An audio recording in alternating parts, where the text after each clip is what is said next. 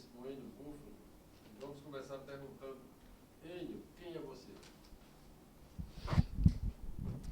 Eu acho que vocês me conhecem, né?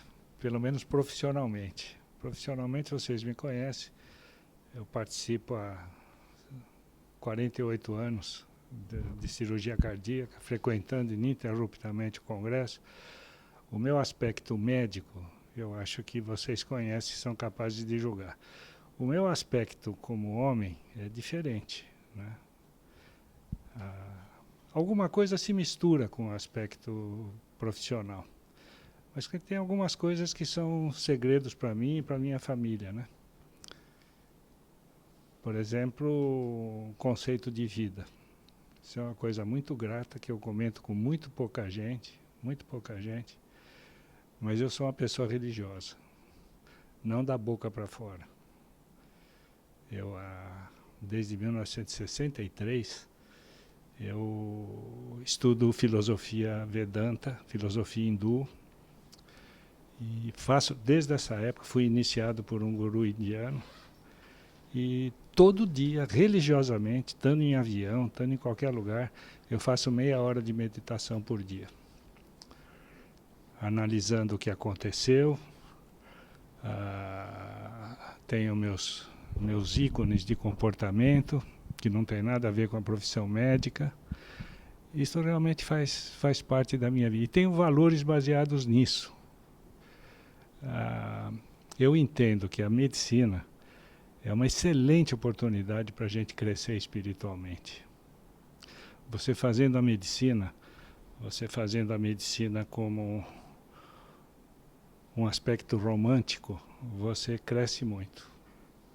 Uma das coisas que eu peço nas minhas meditações é que eu possa ajudar os doentes que me procuram. Oferecer alguma coisa de bom para os doentes que me procuram. E eu sofro com meus doentes.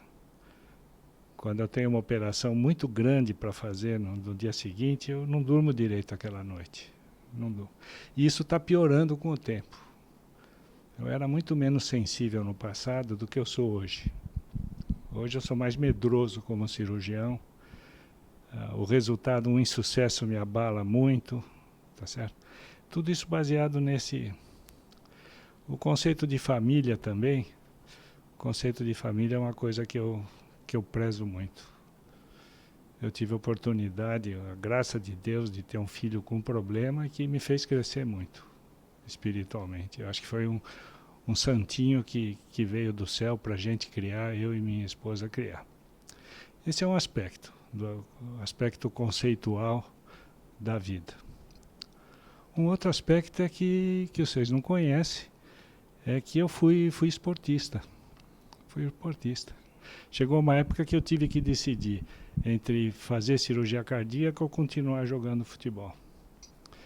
E eu optei, teve um marco muito nítido, foi nos Jogos Luso-Brasileiros de 63, em que eu tive que decidir entre participar dos Jogos Luso-Brasileiros pela seleção brasileira ou continuar nos meus plantões de cirurgia cardíaca. E eu optei por continuar nos plantões de cirurgia cardíaca. Eu fui muito bem sucedido como esportista. É um orgulho que eu tenho. Tenho amigos até hoje. Eu recebo de uma rede social, os boleiros do Banespa, notícias seguidas sobre toda essa época que nós passamos.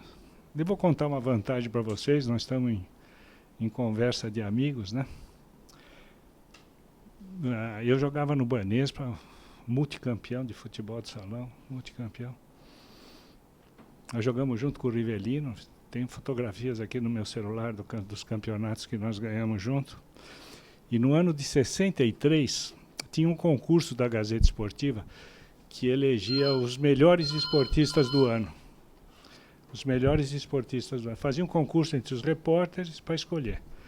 E eu fui escolhido como o melhor esportista de futebol de salão do ano. Mas com uma característica. Teve 3 que tiveram votação unânime de todos os jornalistas.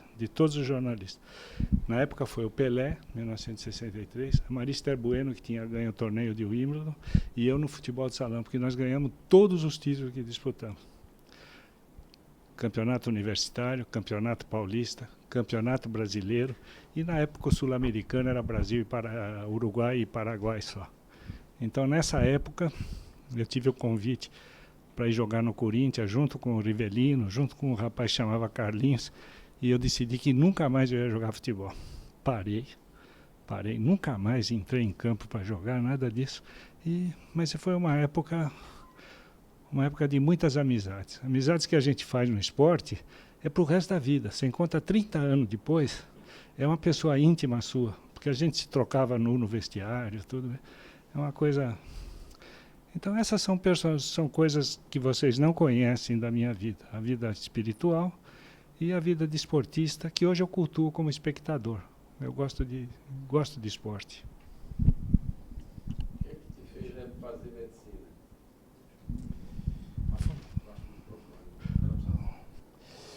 Olha, eu estava completamente desorientado. Estava fazendo científico, não sabia o que eu ia fazer.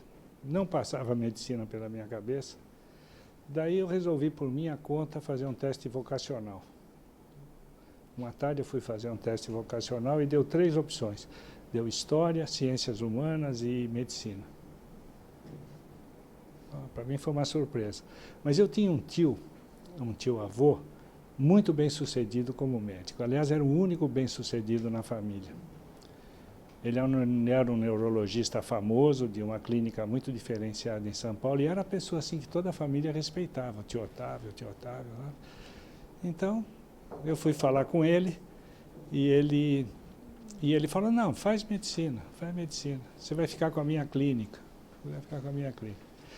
E por uma coincidência louca, quer dizer, eu consegui entrar em medicina, porque eu fiz o vestibular na Escola Paulista, e quando eu fui fazer o exame, o diretor veio e falou, o exame foi cancelado por quebra de sigilo.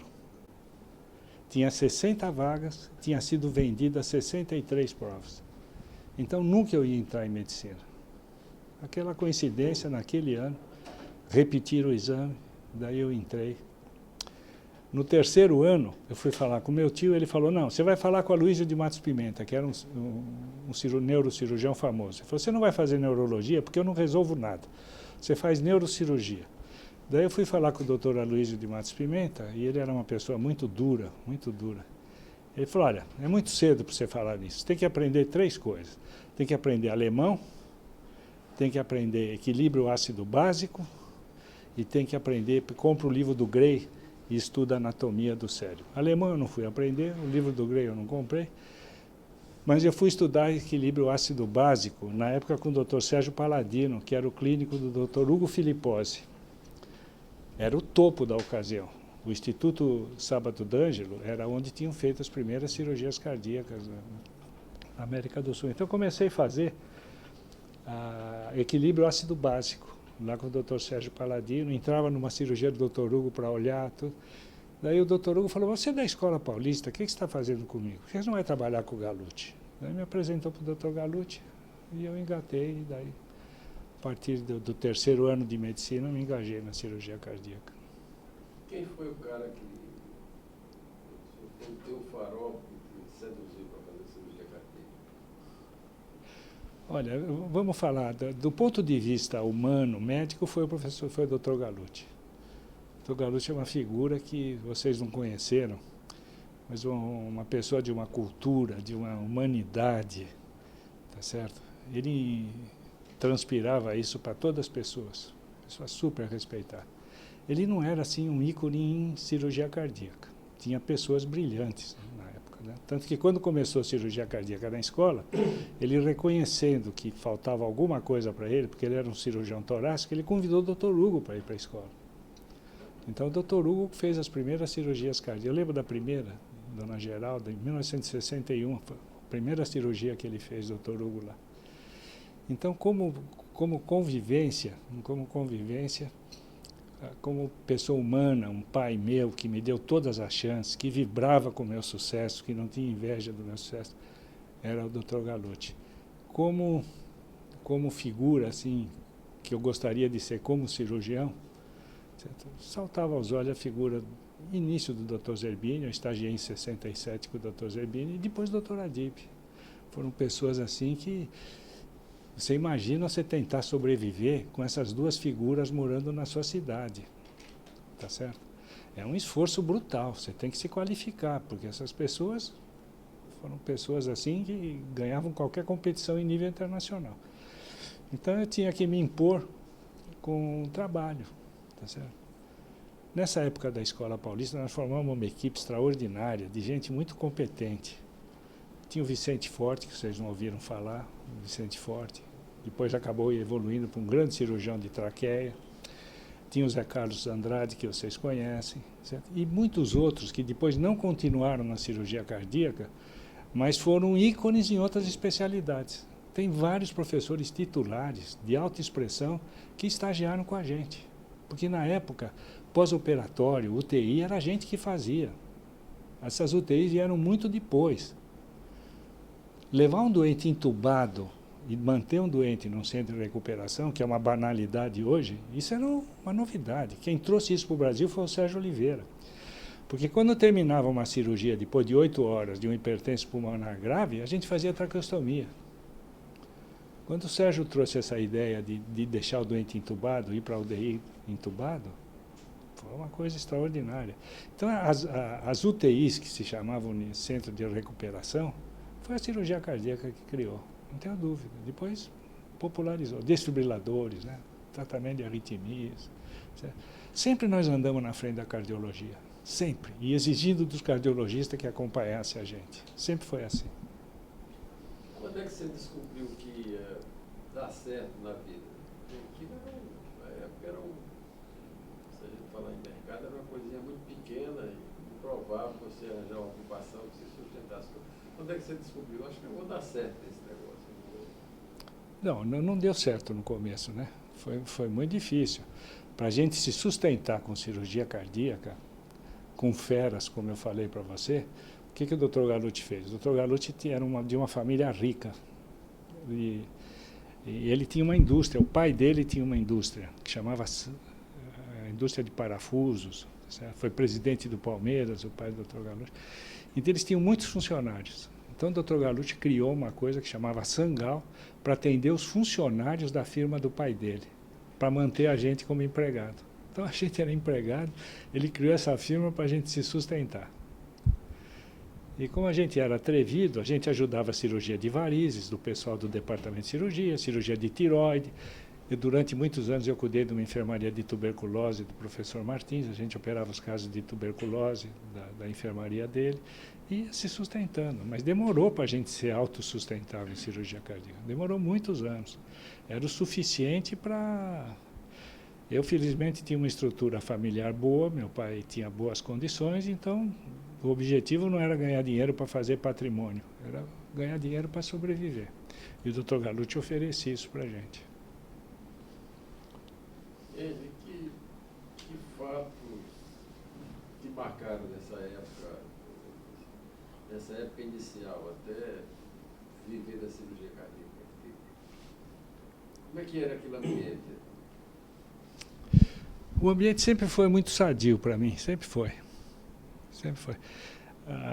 Desculpe eu falar isso, mas lá na Escola Paulista, que era um ambiente assim, caipira, perto das outras situações, eu era considerado assim um alfangatê, muito bem quisto, dava aula na ortopedia, dava aula na coisa, né?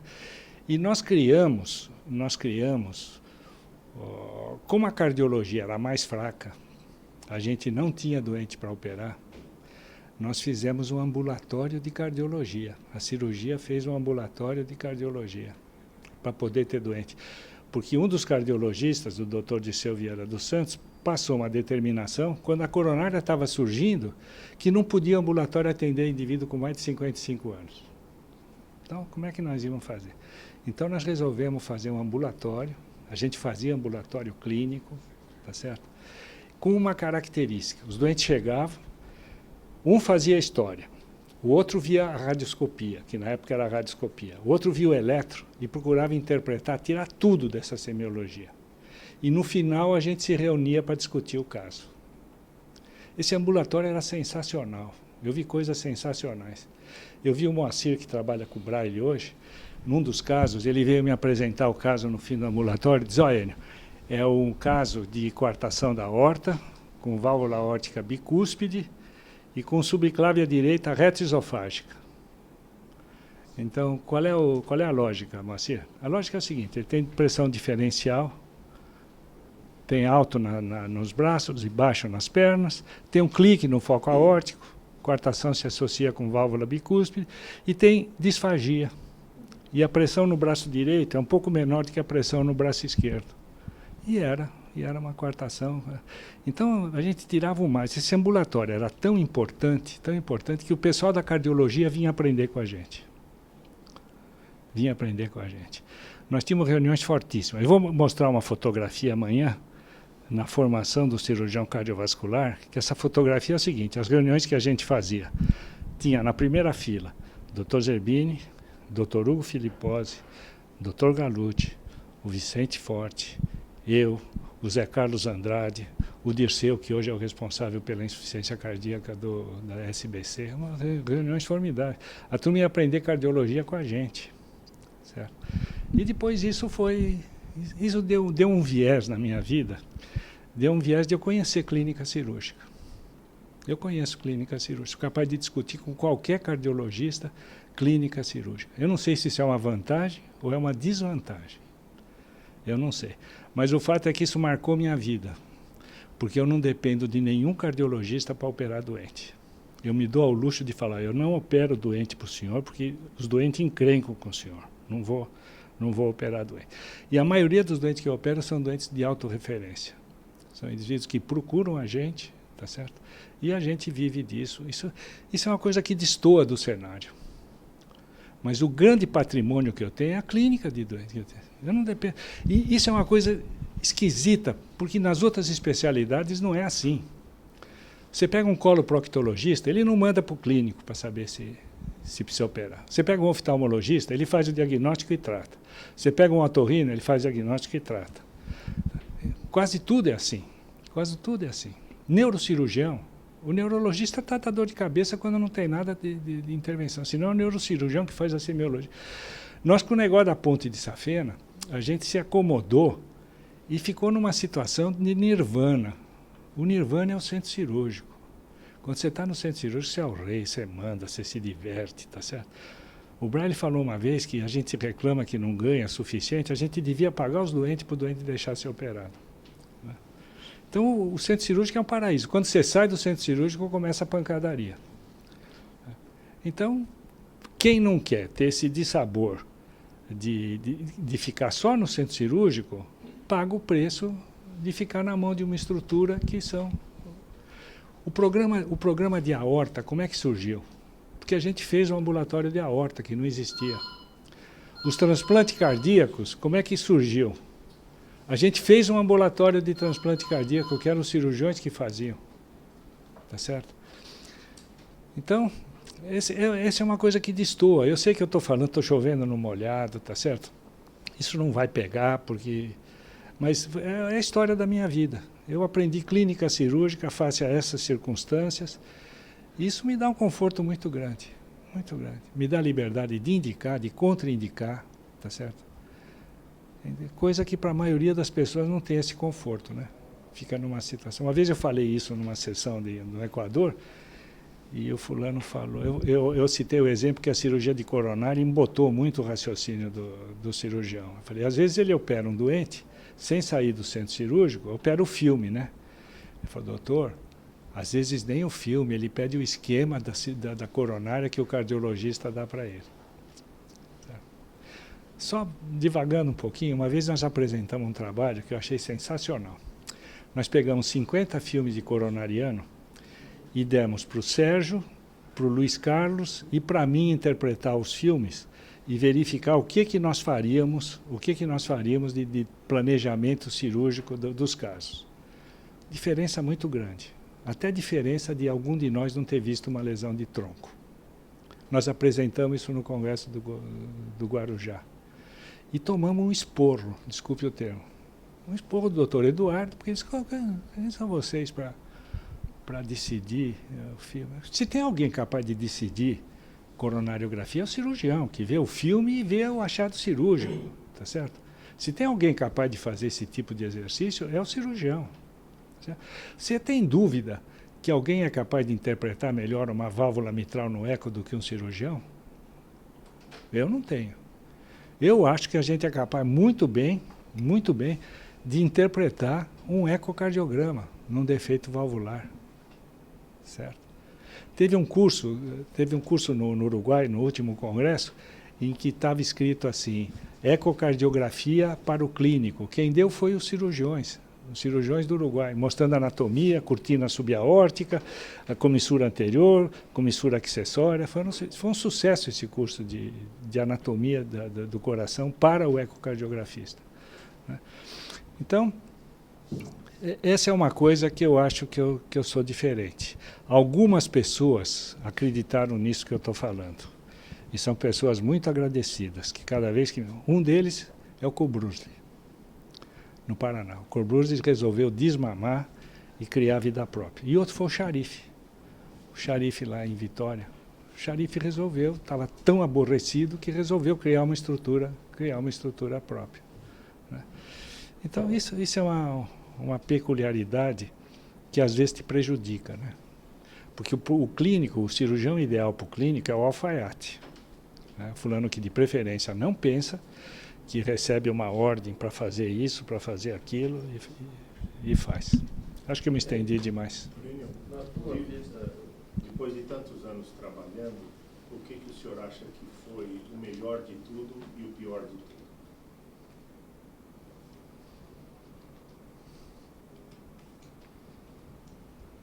Olha, o melhor de tudo, eu acho que eu me orgulho muito do que eu construí de amigos, viu, Fábio? Eu acho que eu tenho o respeito de vocês, sinceramente. Eu sinto isso nas amizades, todas essas homenagens que vocês me fazem, eu me orgulho muito disso. Isso é uma história de ética, eu acho isso. Agora, me arrepender, são várias coisas, né? Vou contar uma confidência para vocês, mas que eu não me arrependo, Quando teve o concurso lá para o INCOR, que concorreram o Sérgio, o Miguel e o Noedir, eu fui consultado para fazer o concurso. Não sei se você sabe disso. Fui consultado. Com grande chance de ganhar o concurso segundo as pessoas que me convidaram. Inclusive com a informação que se eu concorresse, 2 dos candidatos não concorreriam. Foi até me oferecido a possibilidade de eu levar algumas pessoas da equipe lá para o INCOR. Eu pensei, achei que eu não devia aceitar, porque eu não merecia esse cargo. Eu achei que eu nunca tinha trabalhado pela instituição e senti que eu talvez fosse incapaz de administrar uma coisa tão grandiosa como era o INCOR. Eu achei que eu ia ter muito problema, tá certo? Então, foi uma das coisas que eu não concordei em concorrer, tá certo? Apesar, na época, o diretor da faculdade, essa reunião foi na casa do diretor da faculdade, do professor titular da cardiologia, e eles não entenderam que o argumento que se usou é o seguinte, mas é o terceiro cargo em importância. É o governador do estado, é o prefeito e depois o diretor do INCOR, é o terceiro cargo em importância. Não vai responder que não. Você pensa e me dá a resposta. Eu pensei, conversei com a minha família, tudo. E até por uma questão de um pouco de covardia, de querer enfrentar um tremendo desafio, eu usei para mim mesmo um argumento falso, que eu ia abandonar os meus companheiros, que não sei o que, mas no final foi uma falta de coragem de enfrentar. Isso eu não sei se foi bom ou se foi ruim. Não sei. Honestamente, não sei. Se você me perguntar, uma grande decepção que você teve, eu diria que foi o resultado do concurso que teve para a minha sucessão. Eu esperava que a coisa tivesse uma continuidade, tá certo? Uma disciplina que teve como primeiro chefe Alípio Correia Neto, Dr. Zerbini, Dr. Gallucci, eu sucedi esse pessoal, eu acho que merecia uma continuidade. Estava vendo a coisa assim, gente nova aparecendo. Nunca tinha corrido de muitos residentes querer fazer. Sempre faltava residente. com esses negócios de novas tecnologias, esse simpósio de novas habilidades, aquilo estava efervescendo. Eu achei que isso ia ser naturalmente. No entanto, o candidato que eu achava preparado para ganhar esse concurso perdeu. Perdeu. Então, a minha decepção, eu vou te falar, no dia do resultado desse concurso, eu decidi nunca mais aparecer lá. Tentaram me oferecer um título de professor emérito. Eu falei, não faz isso que eu não vou aceitar. Não faz isso. O departamento de cirurgia quis me prestar uma homenagem, falei, não faça isso que eu não vou aceitar. Daí eles fizeram a homenagem e levaram no meu consultório a homenagem. E nunca mais, para não prejudicar, para não dizer que estava... Nunca mais apareci. E hoje estou cuidando da minha vida profissional. E está uma maravilha, Fábio. Uma maravilha. A equipe que trabalhava comigo continua tá trabalhando. Eu tenho 4 sócios, em partes iguais. Nós ganhamos em partes iguais. Somos sócios há mais de 30 anos. Isso é difícil, né? Você conviver com pessoas 30 anos. Então, eu me poupo agora um pouco de trabalho. Sábado e domingo eu não trabalho. À noite eu não me dou o direito de não operar urgência. Então, estou procurando viver um pouco, fazer algumas coisas que eu gosto, tá certo? Mas perdi o entusiasmo para fazer trabalho científico, essas coisas. Perdi. Eu acho que passou a minha fase, certo? A minha função, se for para alguma coisa, é servir de exemplo e servir de um ponto de equilíbrio para a equipe. Tanta gente que você formou, né? E você dissesse, quem foi o cara que você mais se orgulha dos que trabalham com você e dos que foram cumprir a missão fora? Era possível fazer isso? Não, é possível. São vários que... Mas um expoente... Eu acho que o Fernandinho, que está presente aqui, é um dos que eu me orgulho muito. O Fernandinho tem grande potencial, né? O Fernandinho. E tem pessoas que trabalharam comigo que não são cirurgiões cardíacos, mas cada vez que me encontram me agradecem. Pessoas que são expoentes. Um deles é o Caio Auriemo, que é o dono desse laboratório Delbono Auriemo. O Caio trabalhou comigo 4 anos como cirurgião cardíaco. Daí desistiu. O Caio é um indivíduo brilhante. O Gilberto Vieira, um professor titular de endocrinologia, certo? Nós temos várias pessoas que... são vários que passaram pela escola. O Luiz Brasil, lá de Goiânia, é um indivíduo que teve destaque quando passou lá. Atualmente, uma pessoa que eu acho que vai dar muito certo é o filho do Lira, o Guilherme, que está lá em Teresina. O Guilherme é uma pessoa muito, muito habilitada.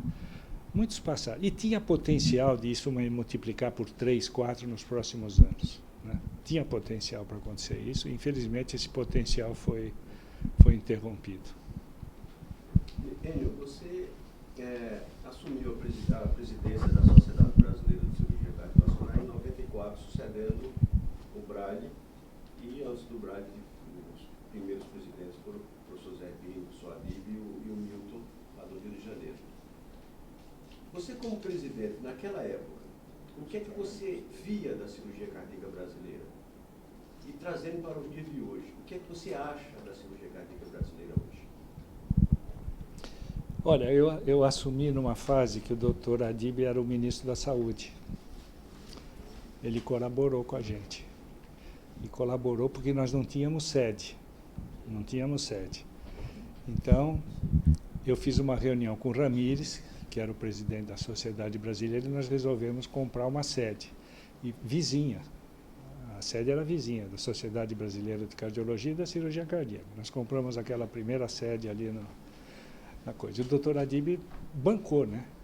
Porque eu tinha medo de assumir. Depois a indústria patrocinou essa compra, tudo foi. Como gestão, eu continuei aquela quebra de paradigma que o Braille tinha feito. Braille, Vanderlei, porque a Sociedade Brasileira de Cirurgia Cardiovascular, ela parecia uma coisa muito distante do cirurgião comum. Eu acho que eles trouxeram isso divulgação maior, maior participação. Então, eu não fiz um retrocesso nisso. Nós tivemos alguma coisa muito desagradável, que foi o desfalque, o Fábio participou disso comigo, o desfalque. Na época, a sede era no Dante Pazanese, e a secretaria desviava dinheiro do Congresso. Foi um achado fortuito que a gente descobriu, foi casual que a gente descobriu assim. Então houve uma correção de rumo. Na época, para o mandato tampão, eu trouxe a minha secretária particular, a Cida, a mãe da Merit, para me ajudar em arrumar as coisas, e tive a noção que tinha que sair do Dante Pazanese. Certo? Então o que foi feito foi isso. Agora hoje, por exemplo, o Fábio vai assumir isso. O Fábio, eu apresentei hoje na contribuição da cirurgia cardíaca brasileira um slide que eu acho que o Fábio tem um potencial incrível de conduzir isso, porque o Fábio tem liderança, é humilde, sabe aglutinar, tá certo? Eu acho que ele tem todas as características. Nós chegamos a conversar alguma coisa lá em Nova York de procurar grupos que estudem determinados setores, por exemplo, válvulas, grupos que façam um estudo multicêntrico, por exemplo, juntam experiências, publicam experiência junto. Eu acho que isso está faltando. Pegar um grupo que está fazendo plastia de válvula mitral, por exemplo, em vez de publicar alguns casos, pega 5 pessoas, vamos juntar os dados, coordena, publica isso, publica junto. Eu acho que isso seria um ponto de aglutinação. E o meu último slide hoje da apresentação foi que nós fomos brilhantes em várias coisas. Mas tem uma coisa que a gente está muito acanhado, é na representação associativa. Você é um dos indivíduos que deu um passo adiante, mas a gente não pode falar das gestões anteriores, tá certo? Não, crítica nenhuma. A gente está ocupado, está fazendo coisa, mas eu acho que tem que ter alguém que tenha mais poder na Sociedade Brasileira de Cardiologia, tá certo? Eu acho que a gente precisa ter mais participação. Eu só vou citar um fato. Quando o Enio Cantarelli foi presidente da Sociedade Brasileira, ele fez a chapa biênio. Eu entrei de vice-presidente com ele. E uma das condições que eu exigi para participar como vice-presidente é que a cirurgia cardíaca tivesse vez. Eu não queria que a cirurgia cardíaca, num congresso de cardiologia, tivesse uma sala da cirurgia cardíaca. Que daí eu ia assistir você, e você ia me assistir, e ficava no fundo de quintal. Então, eu até usei esse termo. Até hipertensão arterial comporta a presença de um cirurgião. Porque ele vai falar de coartação, vai falar de hipertensão renovascular. Então, essas mesas têm que ter um cirurgião. Essa ideia, eu participei quando eu fui presidente fui o primeiro presidente da Sociedade do Estado de São Paulo. Certo? Eu reuni com o presidente da época e falei, olha, congresso da SOCESP nós vamos fazer a 4 mãos. E vai ser assim, nós vamos participar em mesas redondas, tal, tá? Porque a coisa foi evoluindo de tal maneira que a cirurgia cardíaca ficou um apêndice dos eventos da cardiologia. E não é um apêndice. Não é um apêndice.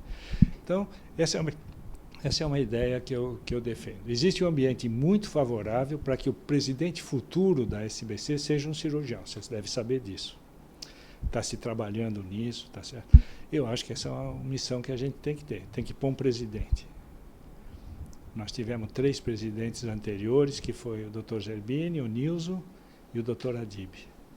Está na hora de a gente ter um 4º. Existe um ambiente propício entre os cardiologistas muito insatisfeitos com a presidência atual, tá certo? Muito insatisfeitos.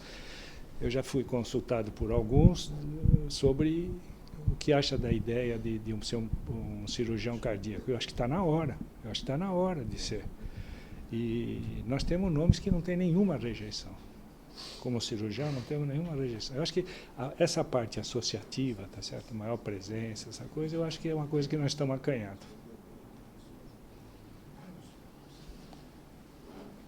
Qual a realidade que você vê para a cirurgia cardíaca? Você mencionou que o cirurgião não queria sair da sala e que não se envolveu porque não tinha tempo nessas técnicas modernas, perderam a angioplastia, estão perdendo a válvula percutânea, tudo que de novo o cirurgião não tinha tempo. Você mexe com cavalo, os cavalos já saíram do estábulo. O que você acha que vai acontecer com a cirurgia cardíaca? se nós pudéssemos estar vivos em 20 anos, o que nós veríamos?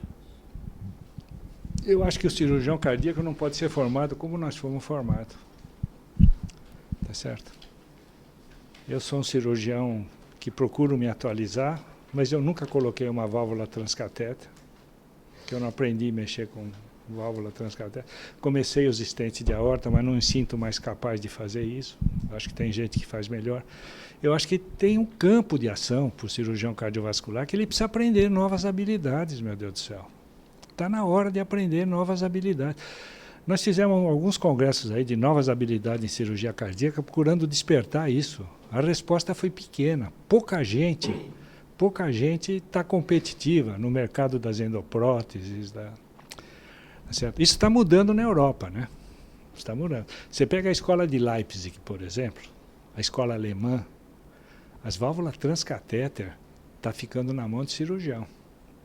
As válvulas transcatéter. Certo? Aqui a gente se acomodou muito com isso. A válvula transcatéter é uma realidade. Tem um artigo do Michael Mack que fala: "Fool me once, shame on you. Fool me twice, shame on me." Se você me enganar a primeira vez, a culpa é sua. Se você me enganar a segunda, a culpa é minha. A gente está sendo enganado pela segunda vez, porque a gente não acreditou na angioplastia de coronária, tá certo? Achou que isso era bobagem. E a técnica endovascular de aneurisma, faz muito tempo que a gente não opera um aneurisma de aorta descendente. Tá certo? Mas não sou eu que vou fazer isso. Por quê? Porque eu não aprendi a fazer isso. Mas eu tenho que criar condições para a próxima geração saber fazer isso. E se tem alguém que é capaz de fazer isso, isso não era para estar sendo feito por pessoa que não seja cirurgião. Não era. Quem me falou isso foi o Michel Batiloni. Falei: "Isso aí é coisa para cirurgião, não é coisa para hemodinamicista." Tá certo? Então, nos stents de aorta, os nossos competidores são os vasculares. E nas válvulas transcatéteres, toda essa tecnologia de catéter são os cardiologistas. Existe uma outra área que nós estamos começando aqui, eu vi isso em Madrid, é o fechamento de vazamento perivalvular por coil. Quem que está sendo treinado para fazer isso? Tá certo? Isso era uma coisa que, com esses eco tridimensionais, tá certo? Era para a gente estar fazendo isso, fechamento de válvula transcatéter. Certo?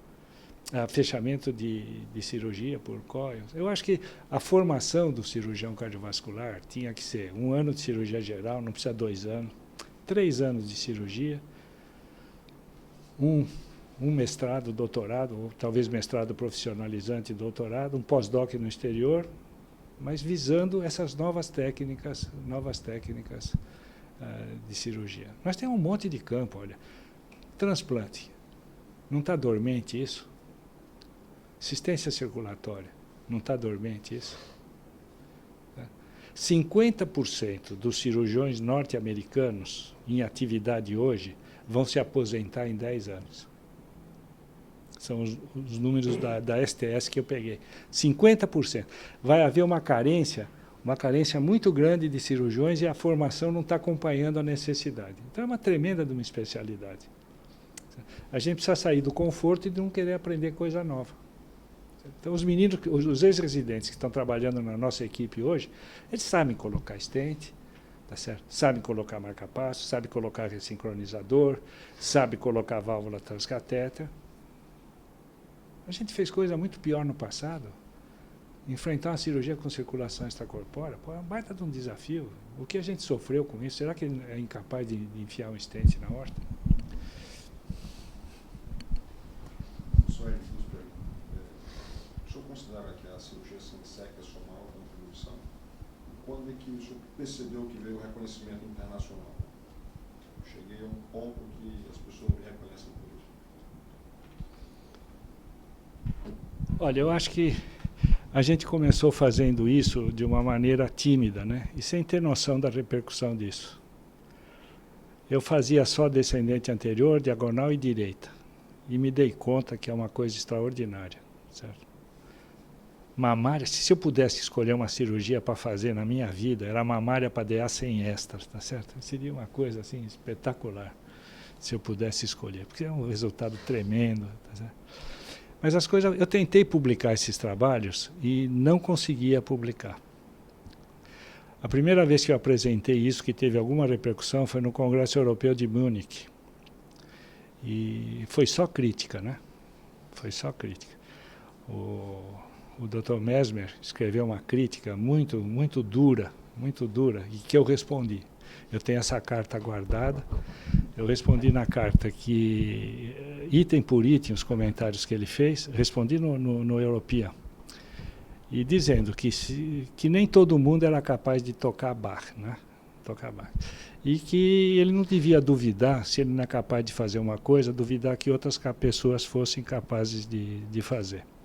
E que eu colocava o serviço à disposição, às minhas expensas, para ele visitar e numa outra publicação ser capaz de dizer o que ele tinha visto. Isso teve uma repercussão tremenda. Eu recebi carta de um monte de gente congratulando pela resposta. Um deles falava o seguinte: mas o Dr. Mesmer não é capaz de fazer ponto e nem com o coração parado, não sei o que, não sei o que lá. Bom, mas a coisa não andava, Daí, 10 anos depois, eu fiz um evento lá em São Paulo, que participaram 3 ou 4 dos Estados Unidos, o Ricardo participou, o Benetti participou, e o pessoal aqui no Brasil começou a fazer. Eu tive um grande apoio do Ricardo e do Glauco. Eles foram as últimas consequências, né? Eu tinha um pouco de medo de fazer para as marginais, e tenho medo até hoje, mas eles fizeram, deram apoio, validaram aquilo que a gente falava, tá certo? E a validação internacional eu devo muito ao Salerno. O Salerno me deu muita oportunidade de apresentar isso. Eu tive a oportunidade de apresentar isso em Bristol para o Angelini, que era um amigo pessoal do Salerno. O Angelini divulgou tudo isso. Me pediu um rapaz para estagiar com ele, para fazer essas cirurgias lá para ele. Eu mandei na época, que foi o Walter. Foi lá, ficou 1 ano e meio, 2 anos. Tá certo? E teve uma publicação em 96, que essa tem um recorde de citação. São 696 citações até o último levantamento, que é uma casuística grande, consecutiva, etc., mostrando as vantagens. Tá? Eu sou reconhecido por causa da cirurgia sem extra, mas se disser, foi coisa importante que você fez? Eu acho que foi, mas teve outras coisas que eu gosto muito. Por exemplo, o stent em dissecção de aorta. Era considerado proibido fazer isso. Eu apresentei uma vez lá, Revolutionary Treatment of Aortic Dissection. Eu apresentei isso em Nova York. O Grabenvogel e o Herbel falaram que era uma má indicação de secção de aorta. Comentaram publicamente, era uma má indicação porque a parede é fina, não dá certo, etc. É a melhor indicação. Porque a gente já tinha experiência com a tromba de elefante na dissecção tipo B, então o stent foi uma maravilha.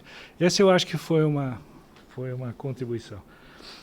E uma contribuição que a turma não fala, tá certo? E eu fico quietinho, que é o tratamento da insuficiência mitral secundária, com a técnica do Miki, que eu adaptei para isso, é uma técnica de um japonês, aproveitando os papilares, fazendo os papilares paralelos para corrigir a insuficiência mitral secundária. Eu fiz parte desse grupo Restore, e isso está publicado 2 ou 3 vezes no European, tá certo? Essa técnica. São coisas que eu me lembro, assim, de que... Mas, sem dúvida, o que teve divulgação foi a cirurgia sem extracorpórea, né? Nós tivemos, assim, o Fábio teve, o Fernando teve agora em Nova York, num evento que foi a consagração de 2 coisas: cirurgia com enxerto arterial e cirurgia na China, no Japão. Eles estão fazendo direto isso aí, direto, certo? A China, então, o padrão ouro para eles nesse simpósio, o Puskas, que foi organizador, ele enfatizou muito isso, né? Então, se eu tivesse hoje a idade que eu tenho hoje, para começar a cirurgia sem extra, eu não começaria. Precisa ser um pouco atrevido para fazer isso, e, tá certo? Não ter medo de infarto, porque na época a crítica que se fazia: você vai interromper a coronária, vai dar um infarto para fazer, e eu sabia que não dava nada. A grande encrenca é a coronária direita, não é a descendente anterior. Mas eu ficava quieto, um monte de crítica, tá certo? Mas depois as coisas foram se acertando. Hoje eu tenho a impressão que o Salerno só faz sem SEC, né, Salerno? Tem muita gente fazendo isso. Eu ainda continuo conservador. Eu não gosto de estresse para fazer marginal. DA, direita e diagonal, eu faço com muita tranquilidade. Marginal, aquela marginal alta, tá certo? Acho que dá para fazer. Mas coração hipertrófico, que você precisa luxar o coração, certo? Sobe pressão, desce pressão, eu não me sinto confortável. Não duvido que outros consigam.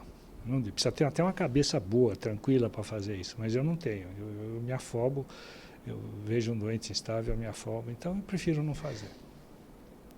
Professor N, em vários momentos da história da cirurgia cardíaca, tanto nacional como internacional, o senhor teve assim, sessões muito fortes, pontuais. Né?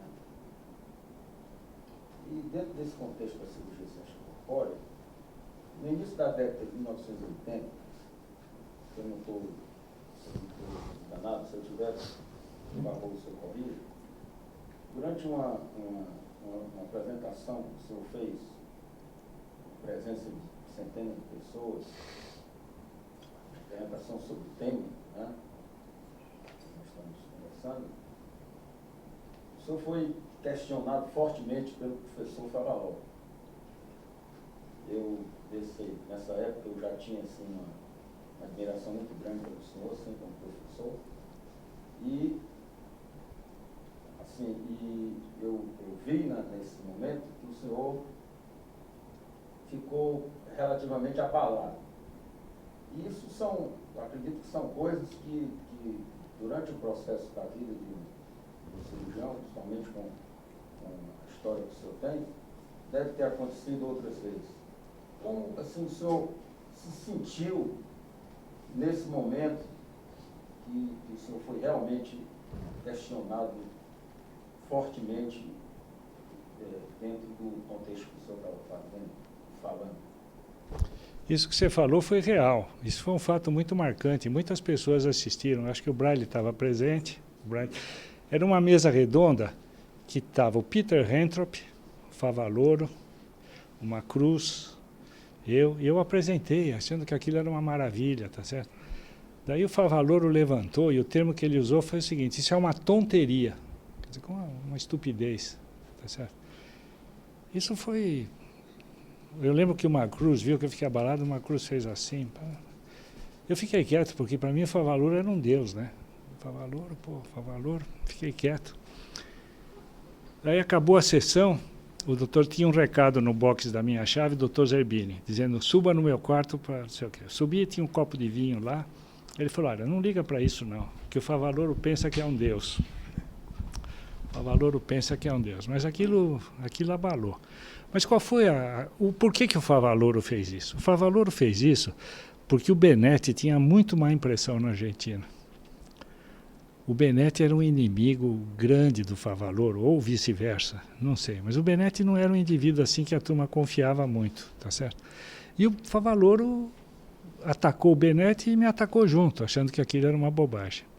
Mas o subproduto disso é que o Favaloro ficou um grande amigo.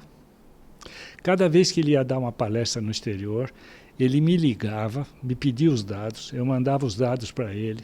Ele me convidou para fazer a conferência de encerramento de um congresso argentino da FAC, da Federação Argentina de Cardiologia, encerrou no Hotel Sheraton com um convite, e culminou, essa minha relação com o Favaloro foi muito boa no final, e quando o Favaloro morreu, a sociedade da STS me convidou para fazer um necrológio do Favaloro. Eu fiz lá nos Estados Unidos, um necrológio. Estudei a vida do Favaloro, fui visitar a casa que ele trabalhou 10 anos em La Plata, conversei com o Roberto, que é o sobrinho dele, para saber, e fiz o necrológio do Favaloro lá na STS, que foi em Miami na época. Foi em Miami. Ficou uma pessoa muito... Me levava, contava coisas pessoais dele na fundação. Eu tive com ele uma semana antes dele se suicidar, que foi em Mendoza. Ele deu uma conferência brilhante, um homem brilhante, com energia, tá certo? Uma energia brutal. E ele me deu o vídeo de maio de 68, mostrando que ele tinha feito cirurgia sem extracorpórea, uma ponte para a direita sem extracorpórea. Ele me deu esse vídeo de maio de 68. Então virou uma pessoa que eu passei a respeitar, inclusive sabendo coisas muito íntimas dele.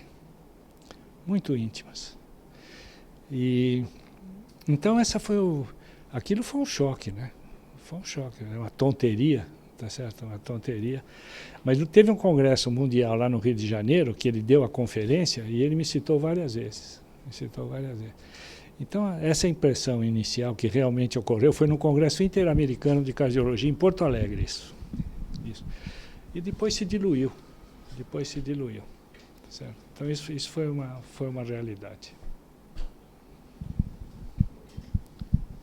Enio,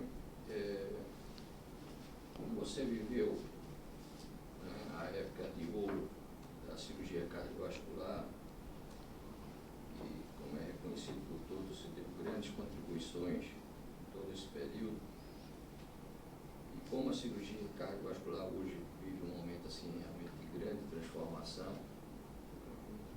como é que você se comporta diante dos jovens cirurgiões que têm intenção de fazer a cirurgia cardiovascular?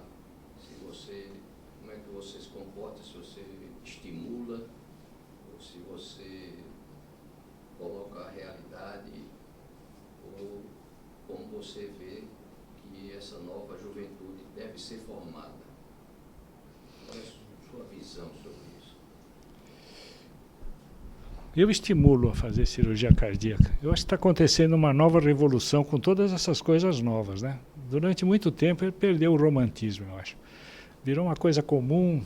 Sabe? Nós vivemos uma fase do romantismo da cirurgia com extracorpórea, que foi uma tremenda motivação, a época romântica da cirurgia cardíaca. Depois entrou no lugar comum. Agora estão acontecendo coisas muito novas, né?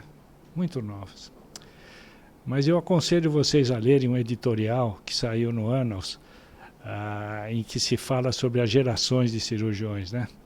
A geração pós-guerra, da qual eu pertenço, a geração intermediária e a geração Y, que é essa geração de ex-residentes, né? Existe uma diferença de comportamento. A geração Y, que é a dos nossos ex-residentes, eles são diferentes. Eles querem qualidade de vida. Não querem tanto esforço como nós fizemos, tá certo? Você propõe uma coisa para ele, eu vejo lá meus ex-residentes, mas tem que passar visita todo fim de semana. Pô, na época eu passava, achava uma maravilha, ficava com ciúme quando alguém passava no meu lugar. Hoje eles querem saber dos horários, de coisa. Pessoas boas, mas não tem aquele pique. Com raras exceções, o indivíduo não almeja ser chefe, ser competitivo, ele quer qualidade de vida. É como eu vejo, tá certo? Eu acho que isso é irreversível. E já se especula sobre a geração Z, a geração que está nascendo agora, se vão ter o mesmo espírito de sacrifício que nós tivemos. Eu lembro de um caso, a gente dava plantão no pós-operatório, de eu ter ficado uma semana inteira em cima de um doente tomando noradrenalina, casado, tá certo? E fiquei uma semana inteira e achei aquilo uma maravilha. Hoje eu acho que eu não conseguiria isso com pegar um residente e falar, você vai ficar uma semana inteira. E ninguém pediu para eu fazer isso. Eu senti que era necessário eu fazer isso. Essa foi como curiosidade. Era uma época que a equipe toda tinha ido lá para sua cidade em Minas Gerais dar um curso para o pessoal do Banco Itaú. E eu fiquei sozinho lá no hospital. Fiquei uma semana em cima do doente controlando noradrenalina. Hoje eu não conseguiria isso, eu acho. A pessoa tem muito mais noção de qualidade de vida. A gente precisa entender isso, né? Eu tenho atualmente 3 residentes, os fulanos são bons. Sabe? Em termos de informação, você faz uma pergunta, amiloidose em cirurgia cardíaca, e como é que trata a amiloidose? Eles vão lá no dia seguinte e te trazem a informação. Tudo. Mas pôr esse pessoal para fazer o que nós fizemos, eu tenho alguma dúvida. Deve ter honrosas exceções, deve ter. Mas até agora não caiu na minha mão um cara desse. Eu cresci admirando o trabalho da Escola Paulista de Medicina. Você fez uma marca dentro cardiologia, da cirurgia cardíaca brasileira, que era a Escola Paulista de Medicina. Uma referência de qualidade. No concurso, para substituir o senhor na cátedra, eu fiquei impressionado porque todos os candidatos colocaram como uma prioridade maior, dentro da lista de prioridades, quando questionados, a visibilidade da escola para o exterior. Teve uma preocupação de dar uma visibilidade externa muito grande. Mas eu não vi ninguém falando sobre o papel da escola para homogeneizar a ciência dentro do país. Qual é o seu ponto de vista, o que pode ser feito em relação a isso? E sobre o papel da escola nesse contexto. Olha, eu acho que ao longo do tempo a gente perdeu um pouco essa condição, não é? Hoje, honestamente falando, eu acho que o INCOR, sob a gestão do Fábio, vai ter essa grande responsabilidade, porque ele tem uma estrutura campeã e vai ser o nosso presidente. E ele tem um desprendimento suficiente para ter uma visão inegoísta. Eu acho que ele vai conseguir fazer isso, que talvez a gente não conseguiu direito. O máximo que nós fizemos foi facilitar o acesso a técnicas que a gente estava desenvolvendo. Nunca fechamos para ninguém isso aí, tá certo? Procuramos disseminar, ou através daqueles cursos de sexta-feira que a gente fazia, que sempre tinha 15, 16 elementos de fora, treinando com catéter, com essas coisas. Isso eu acho que entre várias instituições no Brasil, entre outras, claro, eu acho que o Fábio seria... Eu teria assim, uma ideia que é muito difícil, seria quase um sonho. Por exemplo, alguns dos que têm serviços funcionantes aqui, tem alguns quartos, eu cheguei a pensar nisso, perto da instituição, receber indivíduos de fora para passar, para treinar, essa coisa, né? Por exemplo, pegar lá na Alameda Lorena, um flat lá, ter sempre 3 ou 4 quartos para receber indivíduos para formar, aprender, essa coisa. Esse seria um sonho. Isso aconteceu na época do Dr. Zerbini. Muitos daqui aprenderam assim. Vinha gente da Argentina, do Peru, do não sei o quê, muita gente, muita gente. Então, faltou isso, mas a escola é pobre, quer dizer, a escola tinha ideias, lutava para impor as ideias, mas não tinha uma estrutura para fazer uma coisa como essa, né? Eu acho que seria. Acho aqui no Nordeste, vamos supor, vocês são um grupo muito homogêneo, vocês se dão bem, tudo, tá certo? Podia fazer uma coisa de treinamento regional, né? Vamos supor, fazer cursos de toda sexta-feira, vamos supor, fazer uma reunião, vem pessoas, treinam isso, treinam aquilo. Eu acho que isso seria uma ideia para a regional fazer. Criar condições para essas novas habilidades, para desenvolver essas novas habilidades. Porque eu não acredito que você, o Vanderlei, não sei o quê, vão se meter, a não ser que eu me surpreenda, a fazer tudo isso de novo. Nós tivemos uma formação diferente, tá certo? Então, esse pessoal que vem trabalhar com vocês precisam ser responsáveis por formar esse pessoal. E precisa dar condições. Ou vocês mandam para fora, para o indivíduo fazer em outro lugar, ou vocês criam uma regional aqui, com algumas condições para treinar esse pessoal. É o que eu vejo. Isso é inevitável. Professor, nós no país, a cirurgia cardíaca brasileira tem um imenso orgulho do seu trabalho, a gente o sabe. Mas o cirurgião cardiovascular, cada dia mais, ele está desprestigiado, com dificuldade de trabalho. Qual é o caminho que o senhor acha que os cirurgiões cardiovasculares devem percorrer? Os seus trabalhos ser reconhecido, não somente o prazer que nós temos que nossos pacientes vão bem, mas ele ser reconhecido do ponto de vista da remuneração, porque ele possa fazer seus treinamentos, frequentar congressos comunitários. Qual é o caminho que o senhor acha? Essa é a primeira pergunta. A segunda pergunta, que eu queria que o senhor dissesse para nós, quem vai ser o professor N nos anos futuros? Qual é a direção que o senhor pretende? O senhor vai voltar para o seu esporte, vai se dedicar cada dia mais, vai pretender continuar operando enquanto puder, assim sucessivamente? Vamos começar pelo fim? Eu não tenho plano para o futuro já chegou.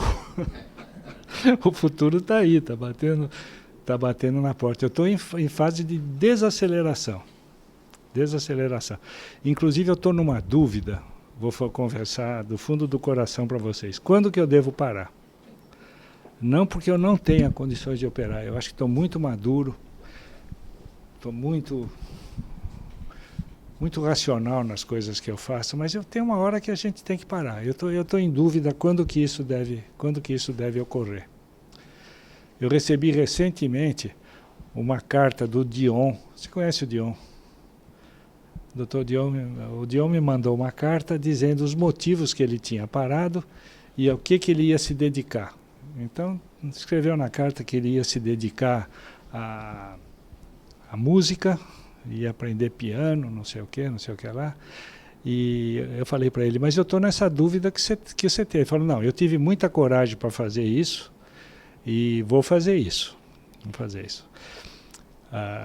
Num derivativo disso que eu estou te falando, uma vez eu tive o privilégio de jantar em Minneapolis com o Dr. Stuart Jameson e o Dr. Lillehay. Jantamos os três no restaurante e eu perguntei para o Dr. Lillehay se ele pudesse me dar algum conselho quando estivesse próximo da aposentadoria. Faz muito tempo isso. Ele falou, olha, você precisa se preparar para a aposentadoria, porque não é fácil você sair do palco. Ele sempre foi um indivíduo que esteve no palco iluminado, tudo. De repente ele se viu num cargo decorativo de vice-presidente da St. Jude, que a turma ia lá ver ele como se fosse um museu. Ele falou, e eu não sei fazer nada. A única coisa que eu fiz foi cirurgia cardíaca. E eu me lembrei muito do professor Zerbini. O professor Zerbini nunca fez nada a não ser trabalhar. Se você falava, vamos ver a Gal Costa... Quem é a Gal Costa? Vamos ver o Caetano Veloso? Não sabia. O Zerbini foi um trabalhador incansável, não estava preparado para nada, por isso que ele trabalhou até 81 anos de idade. Eu não quero isso para mim. Eu estou pensando quando, porque eu tenho uma estrutura de equipe, que não vai me fazer diferença financeira, nada. Eu estou pensando quando que eu vou parar, se é o ano que vem, não sei o quê. Eu já estou limitando muito as minhas participações. Esse ano mesmo eu limitei muitas participações. E aceitei essa aqui porque é a minha família. Eu estou realmente em família. A Honório me passou uma mensagem para contar algumas coisas e eu respondi. Estou muito bem, estou em família aqui em Maceió. Então, eu estou preparado para isso. Eu tenho um hobby que é a competitividade de cavalo de corrida. Eu acho que eu sou um expert nisso. Hoje eu faço bem isso aí. E isso me distrai. Hoje meu hobby é música, eu gosto de música. Durante muitos anos da minha vida eu toquei piano. Então, e a minha ideia talvez seja, quando eu parar de operar, fazer consultório à tarde, alimentar a equipe cirúrgica com o que eu vejo de doente, porque eu tenho uma clínica grande, tá certo? Uma clínica grande mesmo, toda tarde eu atendo. Então, alimentar a equipe cirúrgica com a clínica que eu atendo, esse é o meu plano. Sábado e domingo ir ver meus cavalos, né? Então é isso aí que eu penso. Agora, quanto à respeitabilidade do cirurgião cardíaco, acho que falta cultivar a identidade.